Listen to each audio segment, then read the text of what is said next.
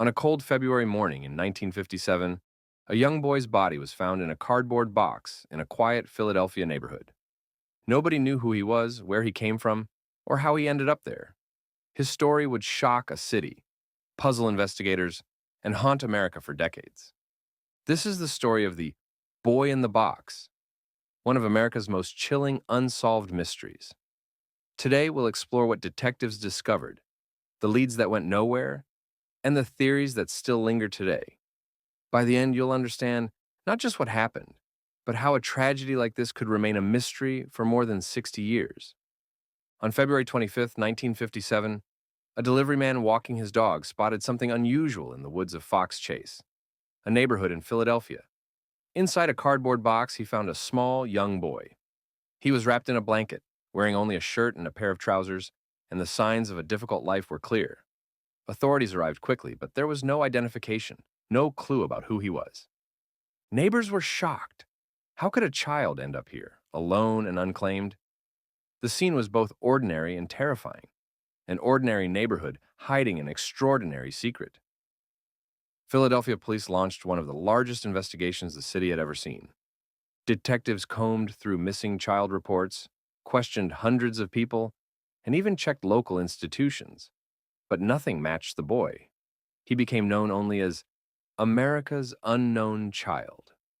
Police released composite sketches, hoping someone would recognize him. The press covered the story extensively, and the public was both horrified and captivated. Despite the effort, leads were scarce, witnesses were few, and every clue seemed to lead to a dead end. Over the following weeks, the investigation expanded to include national inquiries. Social workers, FBI agents, and volunteers searched desperately for answers, but the boy remained unidentified. The media played a major role in keeping the story alive. Newspapers printed haunting photos and sketches, urging readers to help. Letters poured in from across the country, claiming to have information, but most proved false. The case became a symbol of lost innocence and the limits of law enforcement at the time. For many, the boy represented a mystery they could not solve themselves. Each new theory sparked debate. Was he an orphan, a runaway, or the victim of something far worse? The unanswered questions made the story linger in public imagination far longer than most crimes. Over the years, numerous theories emerged. Some believed he had been abandoned by a troubled family. Others suspected foul play from someone close to him. Investigators considered connections to missing children from nearby states, but no match was ever confirmed. One particularly chilling theory suggested that the boy may have been kept hidden by people he knew. The signs of neglect were undeniable, but no one could determine who was responsible. For decades, each lead seemed promising at first, then dissolved into uncertainty. In the 1980s and 1990s, investigators turned to new technology, including early DNA testing and facial reconstruction, hoping to finally solve the mystery. Each attempt brought excitement and disappointment. Modern forensic methods, including genealogy research, offered new hope, but the boy's identity remained a secret for decades. Through it all, the case highlighted both the persistence of investigators and the challenges of cold cases. It became clear that even the smallest clues could hold great importance. But sometimes time erodes evidence faster than answers can be found.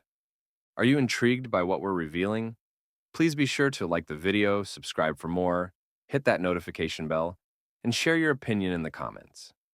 Do you think modern DNA and genealogy methods could finally reveal who the boy in the box really was?